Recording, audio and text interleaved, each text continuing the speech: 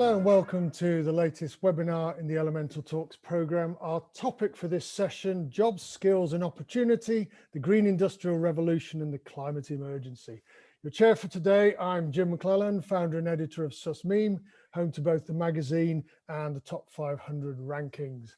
Joining me on the panel this morning are Paul Harmer, technical director at the Chartered Institute of Plumbing and Heating Engineers, and Mark Krul, Director LCL Awards. It is all live with a Q&A to finish, so pop your questions. You should see a little Q&A box at the bottom or side of your screen. Pop your questions in there. You pose them, I'll ask them, they'll answer them. So this webinar, a little bit about Elemental, forms part of the program hosted and produced by them, www.elementalexpo.com, the online community for professionals focused on innovation in heat, water, air and energy, the vital elements within the built environment now and in the future. You'll find the full diary of events on the website, a range of upcoming webinars. You can also view the back catalogue, broad range of hot topics, all available on demand, all free to access, I hasten to add, with a great who's who of speakers. There are also some in-depth interviews, longer form articles on the pulse, including one penned by myself published recently on robots at work beneath our feet. So lots of on-screen infotainment to enjoy. So a brief intro by me here. Announced last November, the UK's 10-point plan for a green industrial revolution is looking to mobilise £12 billion of government investment, plus potentially 3 times that amount from the private sector to create and support up to 250,000 jobs, green jobs. This investment can help kickstart, boost key elements of a wider sustainable jobs market. In fact, according to the Local Government Association, nearly 700,000 direct jobs could be created in England alone in the low carbon and renewable energy economy by 2030, rising to more than 1.18 million by 2050. Big numbers potentially. Plus, stakes are now even higher. The announcement this week, the government's bringing forward its ambitious new climate change commitments to cut emissions by 78% by 2035. So, today, focused on job skills and opportunity in the low carbon space, this webinar will explore and assess this promise, plus perhaps expose a little bit of the hype around the green industrial revolution. Also, I should add, this being Earth Day, happy Earth Day, everybody. Yes. I'd like to place our discussion in the broader economic and climate context, including investment in natural capital. So, in the name of real revolution, pursuit of resilience, should we not be viewing any low carbon plans for business and industry through the lens of the UK's overall sustainability strategy for conserving and protecting our natural resources and ecosystems? That's from coastlines and rivers to peat bogs and forests. In other words, do we not need to think even bigger and greener? So lastly, our talk anticipates an upcoming series about diversity, equity and inclusion that Elemental will be running in its Future Leaders programme. Future Leaders is an industry-wide initiative designed to promote and develop the next generation of leaders and influencers, as the name suggests, those responsible for addressing this emerging green skills gap, mainstreaming low carbon technologies, achieving climate goals, all delivered against sustainability objectives in years to come. A lot for them to do. So today, I'd like to start by exploring the relationship between job skills and opportunity as part of this green industrial revolution, and asking each of our panelists to introduce themselves, explain their perspective, share a few opening insights. So briefly, who are you? Where do you fit into the puzzle? Where are we right now with job skills and opportunity in this emerging green economy? So first, Paul, from the perspective of a representative body as an innovation lead, where are we?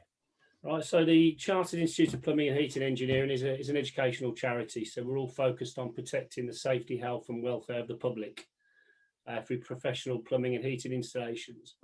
So we're mainly focused on making sure installers are up to date with the relevant skills, supporting industry, government and the sector in enhancing those skills and the educational material, but also ensuring the consumer's informed and protected. As I said, as you said before, the CIPHE is a professional body, and our sector is mainly the plumbing and heating sector, which is right at the core of this challenge that we face. Very much that relationship between the installer and the consumer is critical, absolutely critical, as we decarbonise homes. So from an innovation perspective, and as we face challenges, as we decarbonise, we've got to work with what we've got. We've got some big challenges, some big targets from government. You know, we want 600,000 heat pumps to be installed per year from 2028. And currently, we have a small amount of installers to fit that equipment. So we've got a massive upskill challenge. We're positive. I think the technology will evolve.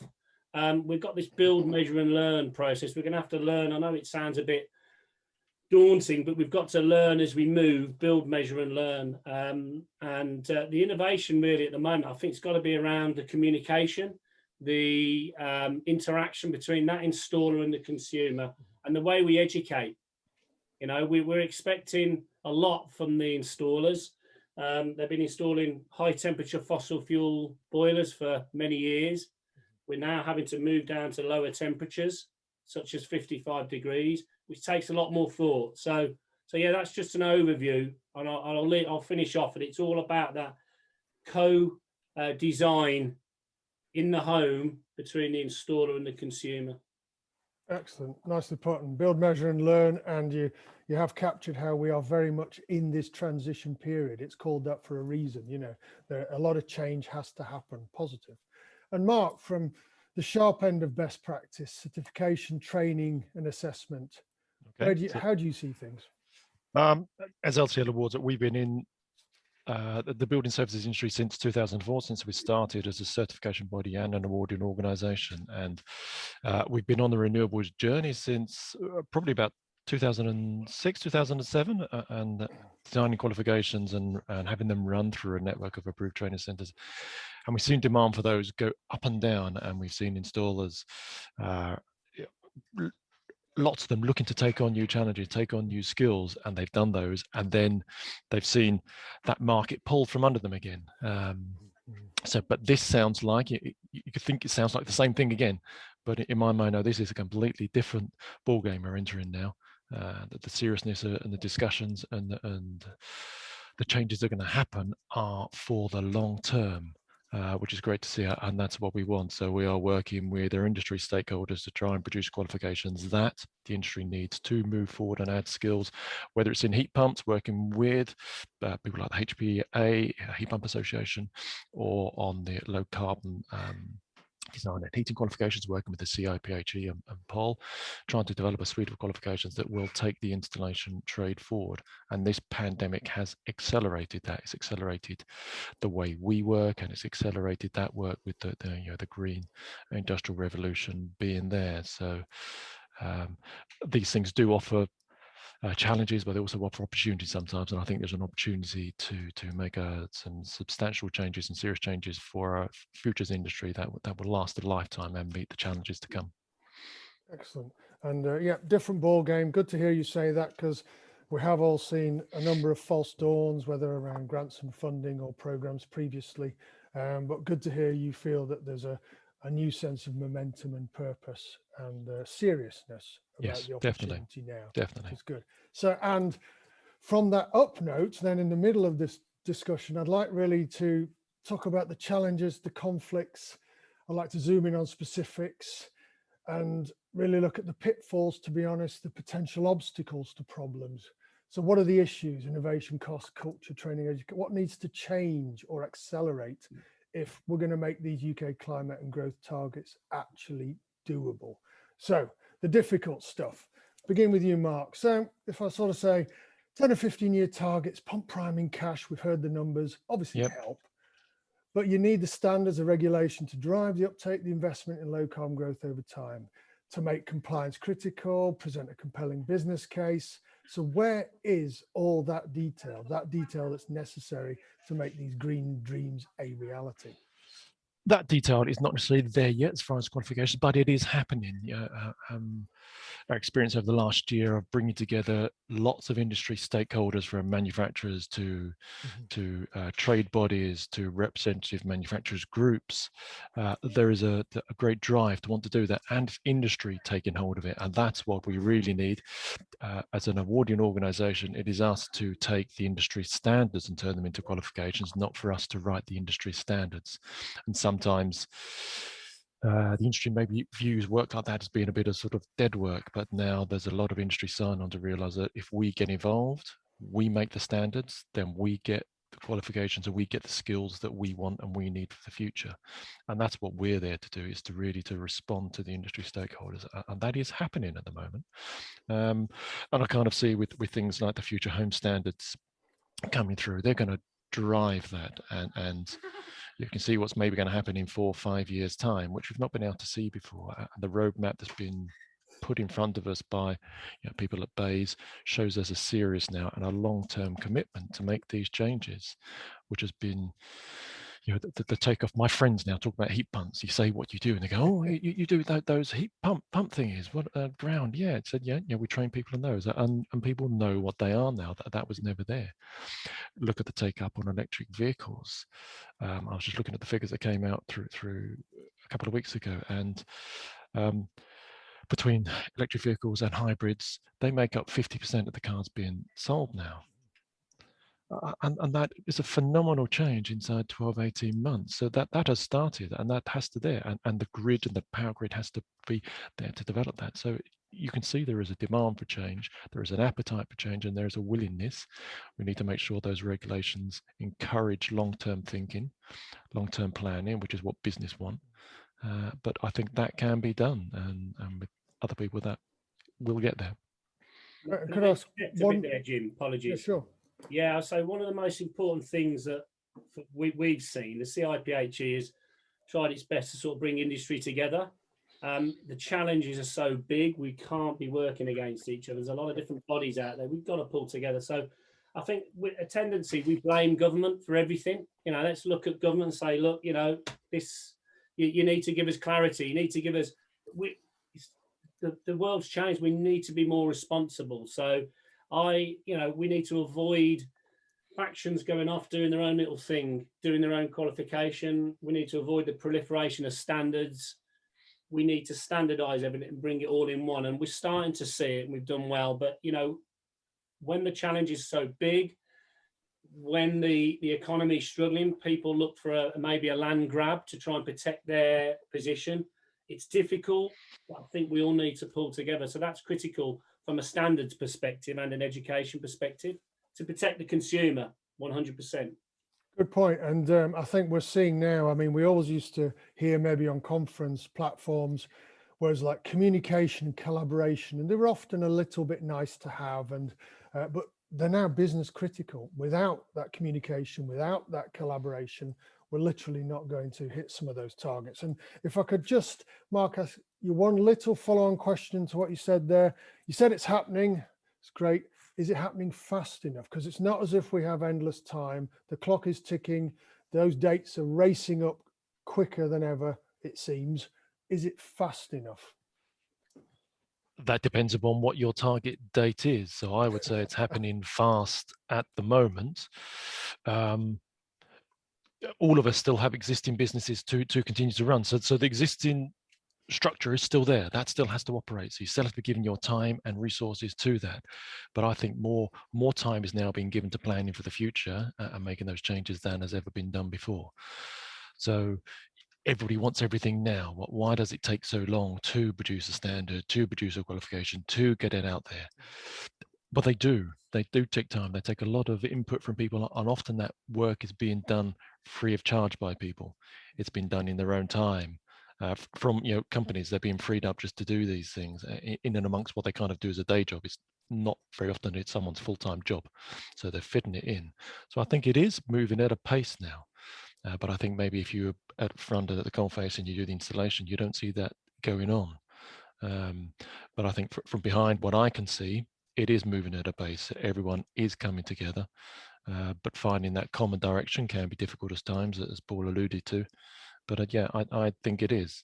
It will then start to pick up and accelerate once it gets out into industry more, and the new building standards come together. They will help drive a lot of this as well, which government has been reluctant to do. But I think they see the need for good regulation that can drive good behaviors. And if you have good regulation driving behaviors, that gives maybe people the confidence to invest in the future.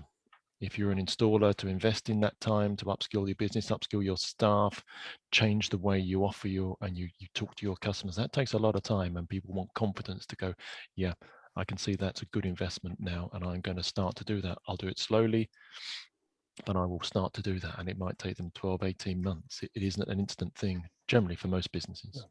Yeah. Excellent. And, yeah. Paul, you want to comment? I was going to ask Mark, his opinion. I mean, as an installer, I'm a chartered engineer now. I used to be on the tools. I remember 2 or 3 times of this boom of renewables and got involved with it as a business. Yep. And the boom and bust type scenario is so difficult, and a lot of this is driven by consumer demand. And the challenges I found was the cost barriers of this technology in the early part of the adoption curve, the innovation adoption curve. We're so reliant on these early adopters to take on the pain, and it's getting across that chasm into the early majority, which is the mass market, is where we've always struggled. Governments have intervened with trying to bridge that economic gap by putting incentives in. But there's something more than that, and I think for standards and skills, installers also need to feel comfortable there's a market there before they take time out. Thankfully, that market's growing, but I think we've got this scenario now where, and again, I sit on the electrification heat task group with Bays, and we've got a talk on how do we make it more attractive to consumers? How do we get it across to them? How do we actually let them realise that this is good technology to invest in? Because people invest in electric cars, don't they, now, more and more? There was a cost barrier there, but there's some sort of, but heating, you don't really think about it. Am I warm? Am I comfortable? That's it. What's my bills? We haven't got that same thing with heating as we have with an electric car. So, but yeah. Yeah, I think you picked some of that up. It's the pain of mainstreaming, if you like. You did pick some of that up, Mark. And I think, interestingly, the only counter I might throw out, I understand exactly why you want secure and sustainable progress and robust and resilient solutions. And does it have to be secured? No, but you have to feel that the risk and rewards is there. So I think every business understands there's risk, but I think they've seen, as Paul said, some of the if they look back over the previous schemes, that risk is for maybe 12 months and it's gone again. And not many businesses wanted to plan on that. So I think they're all about risk, and they'll take on risk and they'll invest, but they want to say, okay, we'll see a growing market. Do I see everything now? No, but I see that's the way it's going and I need to move towards it. No, and I think it's interesting for construction and building service, because if you compare with Silicon Valley, and we're talking a lot about digitalization, and we discussed this on one of the webinars the other day, their kind of motto is fail first and fail fast. Now, I'm just throwing that out there because culturally, that's the complete antithesis of typically what we have in construction. I mean, that if you said that around the table, most people would just either laugh at you or ask you to leave, potentially. So it's culturally, now I'm not saying that works, but it's very different, and we're seeing increasing overlap of some of these sectors now. And I think it will be interesting how culturally some of the attitude to risk may change necessarily. I'm not saying it'll happen overnight, and there are good reasons for it to be as you've described, but interestingly, some of the other sectors that construction is increasingly and engineers engaging with have a very, very different culture and a very different approach. So I think some of that will be an interesting mashup as we go forward. But while we're chewing at the more difficult pieces here, Paul, I was going to ask you, throwing down the gauntlet to you. So what do you say to the argument that actually we need to stop talking about innovation? We need to start talking about implementation at scale. We have clean and green tech already. We just need to mainstream it, make it accessible, affordable, drive demand, bring the bodies on board. So what do you say if I say it's not about innovation, Paul? That would be dangerous. Sit there and say that. Innovate or die, different types of innovation, isn't there? You have progressive innovation, progressing the technology, which we see a lot. Interestingly, you mentioned about people being nervous of risk. You're right, especially in this sector. Disruptive innovation. People don't like change naturally. As markets developed, livelihoods are built around the certain sector economy. disruptive innovation is where the risk comes. You've got a lot of development. You don't know how successful it is. So, but I think looking at digital, you can build, measure and learn quicker. You can make mistakes and fail fast because you've got the software. You can deploy change quickly with updates. Whereas with physical products, for example, previously in my previous company, we developed an injection mold product. It was an extremely expensive tool to make the product. So there's all that cost. And, you know, to put that massive capital investment into machinery to disrupt a market was quite challenging for me, and can take time for it to hit the market. So I disagree. I think yeah, I agree and I disagree. I agree that we need to work with what we've got, yep, because we've got good technology. I think naturally we will innovate to solve problems. So we've got great technology there now. You know, looking at the HVAC sector, heat pumps. We're not burning fuel locally, it's cleaner. Mm-hmm. There is the argument of the primary production of electricity that will progress and become greener.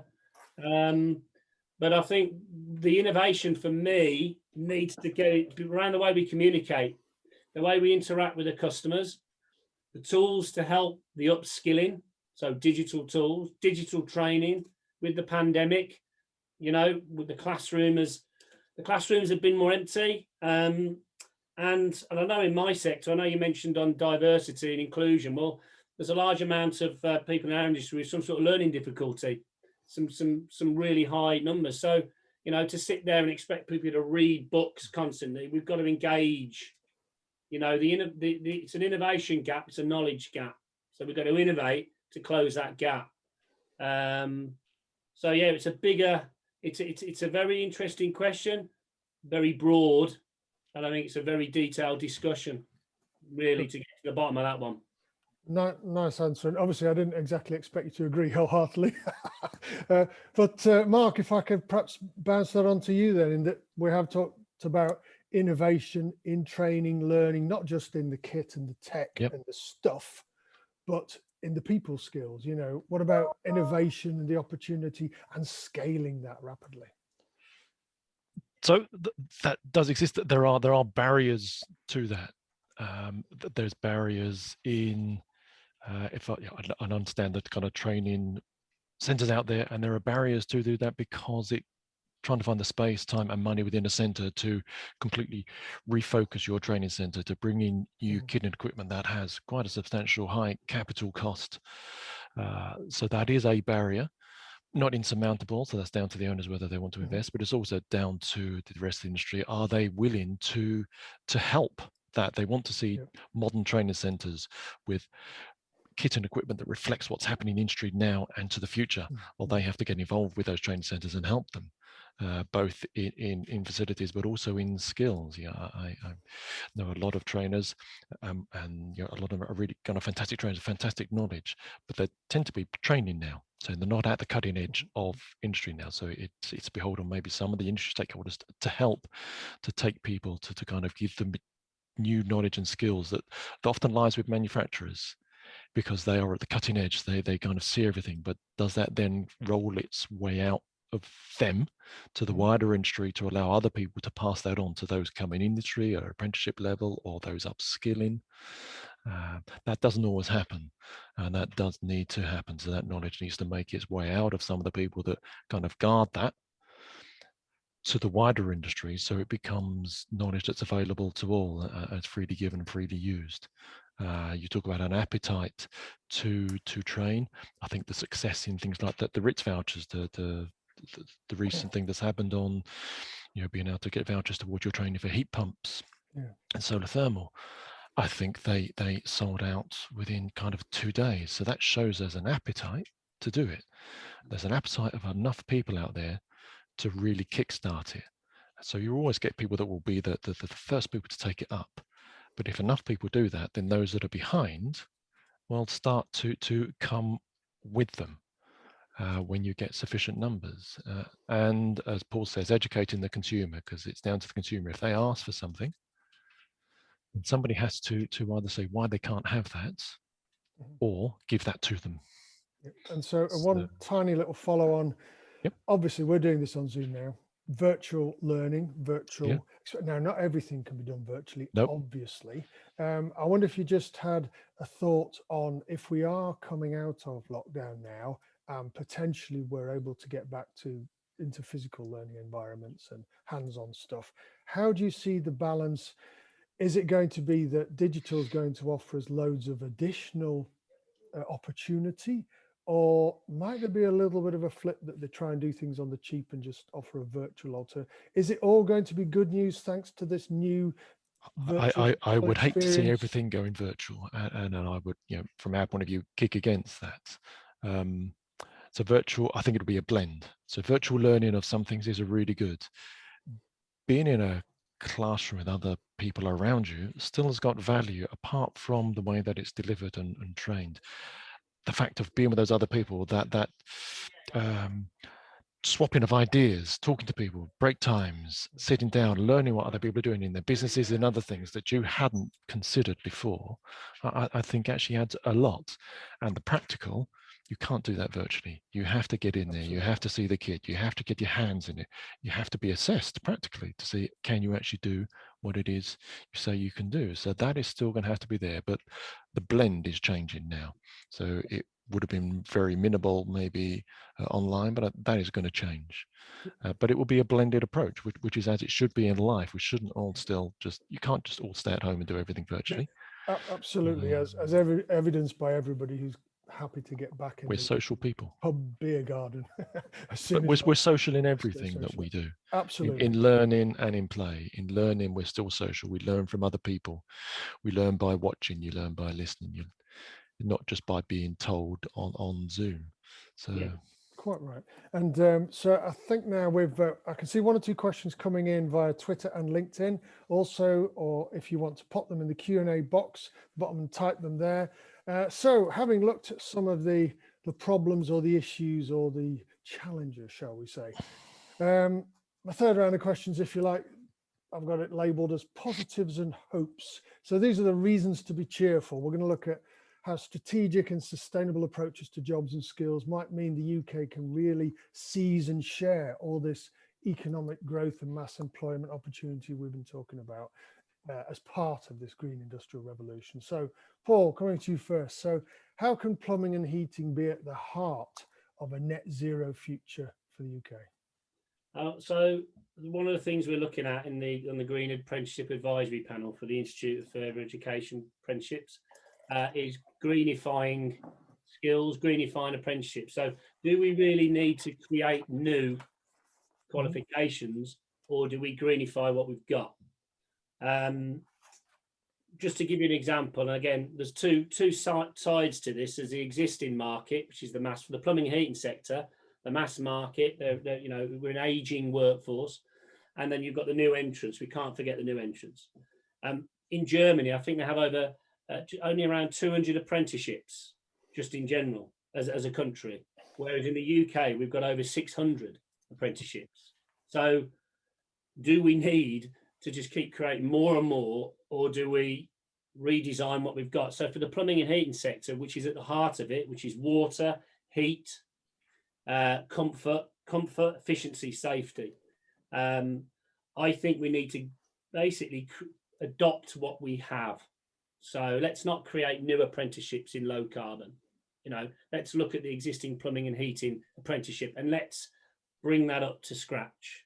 So, and then the existing workforce, we need to work with the framework that's there and update that and bring in the skills and education required to bridge that gap. So. Yeah, good. So we're looking to build on and extend what we have, not replace everything and reinvent the wheel unnecessarily. And finally, then before Q&A, so Mark, if you get your crystal ball out here, so what might success look like in terms of a skilled and certified building services sector? I think going back partly to what you asked Paul, you said about plumbing and heating being at the heart of a net zero future. I just wanted to add that plumbing and heating is at the heart of every single one of our lives. We all want cold water to drink. We all want hot water to bathe and wash in. We all want heating to stay warm. And water is still the best way to deliver that around there. So we all want that as humans. That's fundamental to our lives. What we need to make sure is that we can design a plumbing and heating system at the maximum efficiency as we can, the best way that we can. So we need to make sure that we have the skills for everybody for that. And we also need to make sure that what we're talking about is really the energy required to do that. So it's, can you design a good plumbing and heating system? Can you install it? And how are you going to supply the energy to that? Is that going to be heat pumps, natural gas at the time being, biomass, solar thermal? Is it going to be hydrogen in the future? So at the heart of it is a plumbing and heating engineer. We need to make sure that everybody is able to design a good, efficient, flexible plumbing and heating system, and then they can add in the source of power that they need to do that. And we can do that, with a suite of qualifications across the industry for both those upskilling industry and those coming in to new. I think, Jim, as a consumer, and I'm the same, we take for granted the water we have.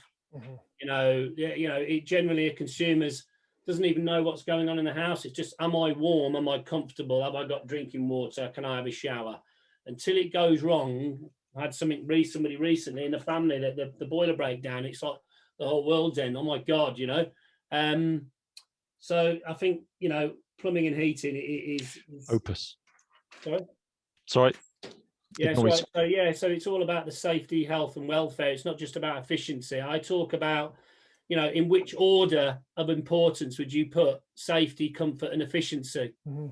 Yeah, I put safety first, then comfort, then efficiency. And it sounds quite bad, but, because efficiency is important. But, if a consumer's not comfortable, are they necessarily that bothered about efficiency? But number one is safety. So yeah, absolutely. And I think, and nice points made about water as well. I think obviously we have the luxury in the UK of not typically, apart from flooding and excess, not typically struggling much with water stress and water scarcity, except for the odd hosepipe ban. It's not usually a problem for us, but you only need to look at countries as diverse as Brazil or Ukraine, or a completely different scenario. So in a way, the green industrial revolution, I wouldn't mind if it were called the blue and green industrial revolution, but I think we will increasingly value water globally for sure. But I think even in the UK, where currently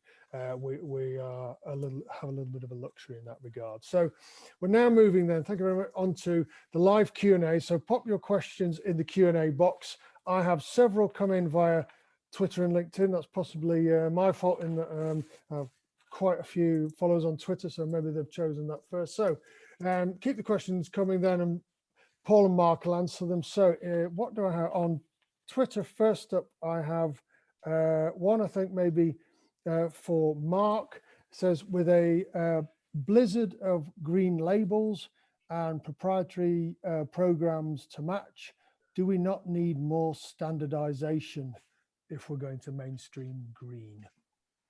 Yes. So which is about, going back to what we said about trying to pull industry together across the board, from both manufacturer installers to trade organizations to government help, where we can pull that in. So we do just have a set of common standards that we all agree to. Yeah, I agree. There is we have diversion, all done different things. But I see, I think over the last 12 months that has started to happen, partly because of what we're on now, Zoom, or Teams, or whatever it is, because it's enabled a whole country to come together and join a discussion across industry that normally we would have been trying to, well, who can get down to and pick somewhere roughly in the middle of the country? Well, I can't get there, and I can't do that, and I can't go up there every time. But now this has allowed a much wider participation. And I hope that participation also starts to include the rest of the installation trade as well, and trying to get them involved. But these technologies do allow us to participate in a much wider sense than we've done before, to make sure that the standards being produced are the ones that are reflected by what people do and will be used by the industry. Absolutely, and it's that real-time collaboration can be enabled Yes. with the person on site or the remote fix or the various scenarios which we literally did not have or No. weren't commonly available just a few years back. No, And you couldn't be traveling down. There was expectation you travel down to London to do something. yeah, That doesn't have to happen now. You can do it anywhere, and someone can do it. Well, I'll pop out and sit in my car for half an hour and join in and input to a meeting and a standard that I couldn't do before. And that can happen now, and that will hopefully bring better standards and better accepted if more people have had an input into them. Yeah, and it's coming as well. I mean, I was a guest out in Detroit with Ford Motor Company and looking at their manufacturing process a couple of years back and how much it's digital and the use of VR. And it's simultaneous, so you could have somebody literally the other side of the world with a VR headset on, walking around an empty room, but seeing what the visuals that were created in terms of perfecting the new product by their colleagues miles away with only a split second of delay, and then also seeing it on a big screen for those that weren't wearing the goggles. But it also extended to them stress testing parts for a production line in terms of accessibility and all sorts of things. So to see that live interaction literally globally, obviously they have an advanced setup, but this was real fast design and engineering collaboration in a way that was just unthinkable. I'm sure they have it in many other manufacturing setups and other automobile companies, but it was just interesting to see on the inside how that could work in what was effectively an empty room with just some digital kit. So I think also have a question here via LinkedIn. Maybe if you want to take this, Paul. I know Mark just mentioned it momentarily, but Paul says there's a lot of talk about electrification as the green option. Well, what about the hydrogen economy and the jobs there? Yeah, hugely important, the hydrogen economy. You know, it's not just about domestic, it's in the industrial sector as well, you know, the manufacturing. The way we produce chemicals for the industry, everything. It's a massive sphere. And I can talk from a domestic perspective. I know there's been a lot of work from hydrogen, a lot of development from manufacturers again leading the way in hydrogen boilers and stuff. There is an argument that, you know, with the electrification of heat, you need to potentially invest more in technology. So you might require a hot water, well, you will require a hot water cylinder or a heat battery or whatever. Whereas there's an argument out there with hydrogen that we start to inject more and more hydrogen into the gas grid, which would be less of a disruption, such as the mass market in my sector use combination boilers, you know, where you literally just open your tap and it's instantaneous hot water. Can hydrogen be replaced for natural gas to deliver that same consumer experience? Because it's all about the consumer and cost as well.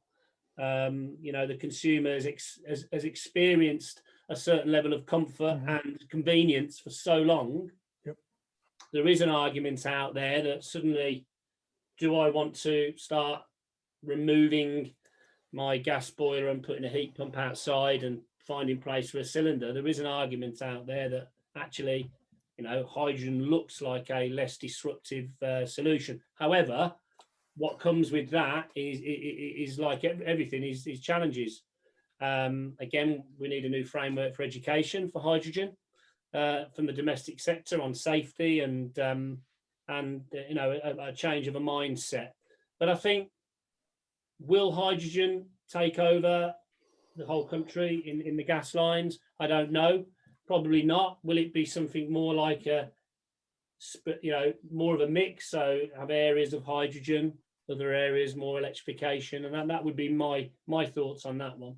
Cool. And Mark, maybe I could bounce it to you. Obviously, for the product manufacturers, potentially it's a very different game. But in terms of skills and installers and things, is it necessarily different, really? Hydrogen is definitely a possible future for our industry. The standards for competence for the installation of hydrogen devices has already been developed because there are hydrogen projects already going on in the country, and we have been involved with that, and I think it's been led by EU Skills. because it was already happening and people were turning up in around the Leeds area where there's a big project going on at the moment, finding a hydrogen appliance. So those standards have started to be developed. So they are there, and that can be built in relatively easily into the existing gas framework. Will it win out? That depends upon lots of things about the production of hydrogen, offsetting the CO that would be used, and then being able to inject it in sufficient quantity into the grid. But even if it can only be injected in a percentage, it would still help to start greening of our energy production until such times other things. If we can get hydrogen right, then why wouldn't you use it? Why wouldn't you keep with the small combi board you've got on the wall? Why would you want to change? And then you're down to consumers. What is it they would want to do? If you give them a choice, what choice will they make? So I think all technologies will be in the mix. All technologies will be there, able to be the best one for that consumer's lifestyle and property and their choice and their pocket. And we have to bear that in mind. There are a lot of different pockets in the UK, absolutely. and whatever we come up with has to be able to meet those different pockets. It isn't just all at the top end. Yeah, precisely. It has to be affordable and accessible. Yes. If it's going to be socially just, literally. So, and obviously in terms of the production of hydrogen, we could have a whole other webinar on whether it's black, brown, grey, green, blue, yellow, or even pink, which is a nuclear. But there we go. That's a whole other spectrum, literally, of discussion. So we have a question here from Simon Alexander. And maybe this will be on for you, Paul, because I think you were talking about heat pumps. He says, how will the extra electrical load be produced and transmitted if every home had a heat pump fitted? Also, how will the existing housing stock be upgraded to allow the full benefits of air source and ground source heat pumps? In fact, he's saying, well, those numbers you were giving about these big numbers of heat pumps, he's suggesting practically how doable is that and how much other work would be required? I mean, I can't talk from the primary side. I look at the secondary side, but I know from the primary side, you have diversity in there, and obviously everything doesn't switch on at the same time. But again, I'm not a power expert, but I know for the same for domestic hot water, when you're sizing pipework, you don't size the pipework for every single tap to be running at the same time. It's based on probability. So I know I'd assume that would be part of that. It's a good point. Secondary side, 100%. Is the housing stock ready for those numbers? And the people that will say a heat pump will fit in absolutely every property. I would agree, but at what cost? Potentially. So I think insulate first. We've got to keep the heat in, but we've also, while we insulate, we've got to make sure it's healthy air. We've got enough ventilation, because the more we insulate, the less we need to make sure that ventilation's coming through. It's a challenging target, a very challenging target. I think the biggest challenge for me is the skills, because if we don't get the skills right to start to work towards those numbers, then will the consumer lose confidence? Because before we reach those numbers, we've got to bring that consumer on the journey. And if those installers are not qualified enough, then they will put systems in potentially that are not fit for purpose, which will lead to consumers complaining and talking amongst themselves. And that's what we're going on about, the innovation adoption curve. We rely to make the mass market rely on consumers interacting with each other and saying how great it is. But it's a question about the challenge within the building. We've got to, in parallel, somehow, some sort of retrofit project for a heat pump. In certain circumstances, we'll need a whole house approach towards upgrades, potentially. I think controls as well are massive. The role of controls and the digital world now. There's going to be, for example, we fitted, my sister had some a Tado system fitted, which is, and she's absolutely loving it. It's advising her on, you do realise that, it's sensing doors are opening, windows are opening. It's actually turning off the radiators for while they're opening, because her son keeps leaving the window open while the rest of everyone else is. So it's actually picking that up. It's more intelligent. So, yeah, I think we've got a long way to go, but I think we've got a lot to get our teeth into. I don't, there's a lot of properties that's, to get our teeth into with heat pumps. Yeah, and I think it's a point well made about whole house retrofit. And obviously, it's not the assumption that we're just going to consume ever more energy, but just get it from different sources. Clearly, there's a lot of work we can do in terms of consuming less and more efficiency. That might be windows insulation, underfloor insulation, all manner of different heat loss pinch points in a lot of properties that can be addressed so that we're not asking to get more and more and more from the grid constantly. So, and I think I've got a question here for you, Mark, via Twitter about what about retraining, both for existing building services staff needing to upskill, but also recruits from other sectors and trades. If we're getting this big number of bodies on board, what about enabling those already in the business and the industry to do different and better things, but also bringing over those with transferable skills up to a point from elsewhere, because we're going to need everybody. Yep. So I would go back to one of my previous comments that at the heart of someone installing renewables, it's a plumbing and heating engineer. And we have training programs, whether they're for apprenticeships or people switching careers, coming in from different industries to learn about plumbing and heating. What we want to make sure is they can design and install the most efficient plumbing and heating, both in energy use and in water use. And then you add the skills on for whatever energy supply that plumbing and heating system is going to get. So I think that already exists there. I think you have to be careful of thinking a renewables installer or a heat pump installer is something different. It isn't. They're installing a plumbing and heating system, and they're installing a heat pump to deliver that energy, or they're installing a gas boiler to deliver that, or a hydrogen boiler, or a biomass, all these different things. But heart of it still is a plumbing and heating engineer. And we have the programs to do that there already. So I'm not dismayed by that. I think that, yes, that could be done for new entrants, for apprenticeships, redesign the apprenticeship standards, which has happened, but also programs for new people to get into the industry. But I think we just have to make clear that at the heart of it, you're installing a plumbing and heating system for a household. What energy you then choose to supply that, that's a choice for the consumer and yourselves to have about what's the best way to do it. And they need to make sure they've got the skills to do that, which can all be added on top of a plumbing and heating installer. And just want to add in there, Jim, to Mark, the key thing here is a high temperature system, which would have been there before, versus a low temperature. And it's all about lowering the flow temperatures there. The level of knowledge and also a wider band of technology required to deliver that is quite big. So, for example, domestic hot water, predominantly 75 degrees flow temperatures from that high temperature heat source from a boiler. Suddenly we now are down to 55, 65. So we need larger, we need the installers to be taught and also to learn how to select the right equipment, because it's going to be different. So we don't want that same mentality and specifications coming from the high temperature market, moving into the low carbon, low temperature, green systems. And that's, for me, we need to separate the two so they understand the two. And we're running through to the last few minutes now, and I've got one last question actually, which will be nice for some concluding comments from you both coming via LinkedIn.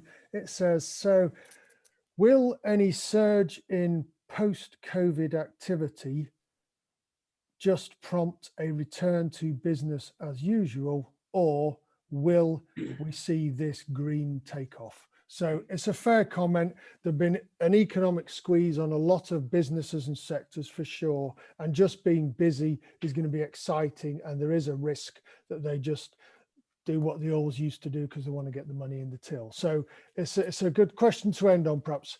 Post-COVID, are we going to see a bit of a slipping back into just doing everything we can to make some money and win some projects, or is it going to feed into this green takeoff? So Paul, first, which way do you see it going?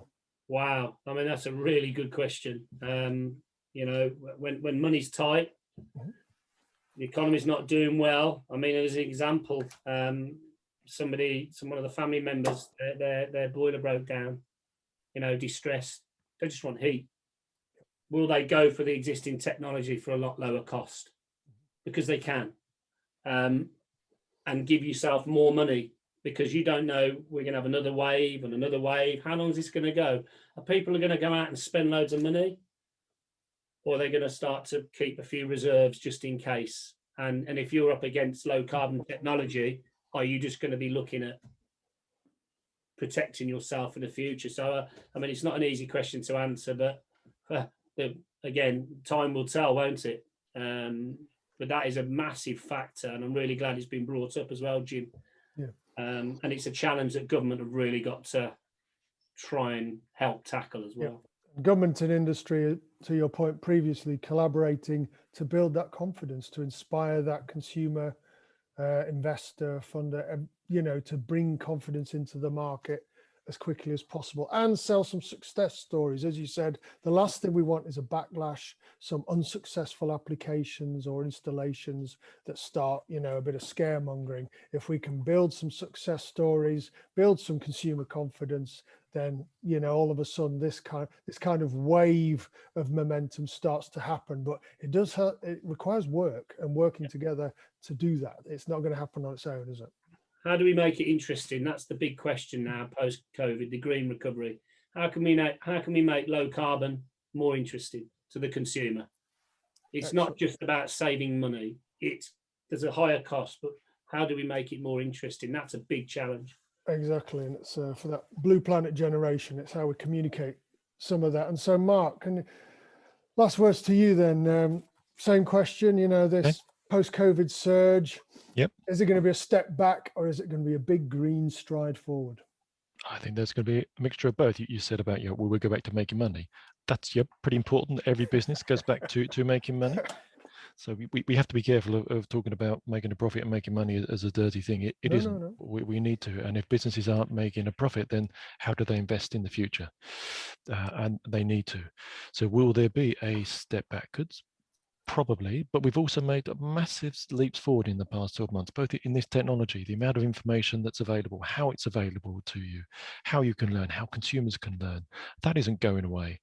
In your industry, the media industry, you've made massive change in the installer magazine, moved away from print. That's not going backwards. That's there now. It's online, the information online, the ways to learn and link out to other businesses to get more information is there. So I think that, and I shouldn't look at it as a step backwards. Do businesses need to make sure that they are stable and secure for the future? Yes, they absolutely do. Do they need to be looking at the future and going, okay, well, what does my business now look like in the future at 12, 18 months, 5 years, 10 years? Yes, we are doing it in our business. Okay, what happens if there is no gas? Well, that fundamentally changes their business, and we're thinking about that. That isn't going away. So we're on a different path now. I think how quickly we move along that path, I think is up for discussion, and we will see. But I think we are on that path going forward, without a doubt. Very good point to end on. And as a sustainability advocate, I always say, well, the old triple bottom line, economics, one of them. If it's not economically sustainable, if you can't make the business case, nope, it isn't sustainable, full stop. We shouldn't be squeamish about that. Nope. And environmental and social. And we've talked about, obviously, the environmental concerns, but we've also touched on the need for social inclusion and a fair, accessible and affordable future for everybody, not just a few. So on that note, moving forward, so closing then, big thank you to you both as panelists, Paul and Mark. Also to the people out in Zoom land and via Twitter and LinkedIn for their comments and questions. A reminder to check out elementalexpo.com, the online community for professionals focused on innovation in heat, water, air and energy, the vital elements within the built environment now and in the future. You'll find the full diary of events on the website, as I said at the top of the show. In case you missed it, there's a back catalogue. This will also be available in a day or two on the back catalogue if you want to share it with others who couldn't watch today. All freely available to watch on demand. And do check out the Future Leaders. There's a dedicated menu tab on the website for Elemental as well. Check out Future Leaders there. So that's it for today. Thank you very much, both. I've been Jim McClelland, editor at SUSMEAN. Thanks for watching. See you all again soon. Thank you very much. Thank you. Bye.